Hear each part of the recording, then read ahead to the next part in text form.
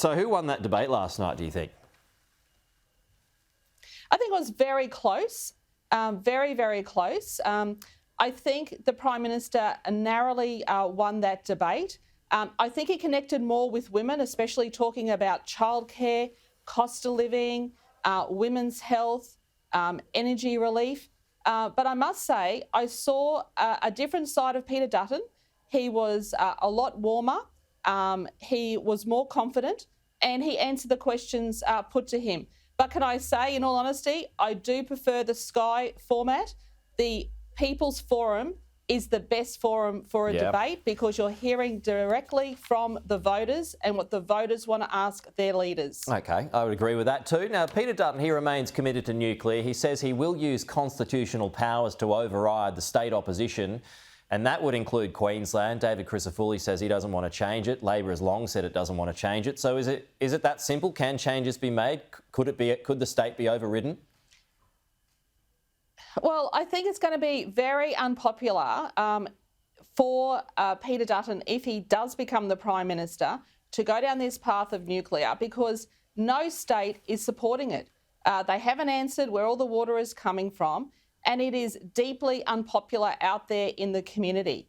We don't have a history of nuclear. It's going to take a long time, 30 years to build these reactors, and of course it's the disposal of the waste as well as the operational costs. We already have a huge investment in renewables happening across the country. A lot of that is in the private sector.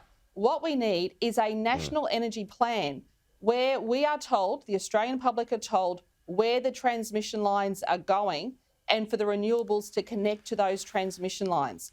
That is the focus. And of course, we know that gas is going to be that intermediary, but there is so much renewables on the books. This is Australia's future. I don't think Australia's future is nuclear. And also last night we did see Peter Dutton starting to question climate science again. We can't have this. That debate is over. Now, Peter Dutton is a Queenslander. I'm a Queenslander. We've had more natural disasters. We've had cyclones and floods and everything. This is a result of climate change. No one needs to argue that point. It is now a question of how we're going to lower those energy prices, and the debate out there in the public is whether it's renewables backed by Anthony Albanese or whether it is nuclear, where we don't have a strong history of it in Australia, backed by Peter Dutton. And these are the questions that the Australian public are going to have to think long and hard about when they go and vote in the election in May.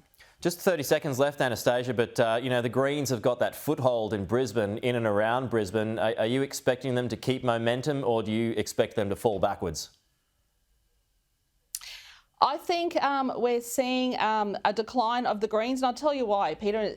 They are holding up so many projects. I mean, Labor would have had more housing projects done across the nation if it wasn't for the Greens that have always stood up against it. So, I think it's about time people thought long and hard. The two major parties will deliver housing, not the Greens. All right, Annastacia Palaszczuk, thanks for your time.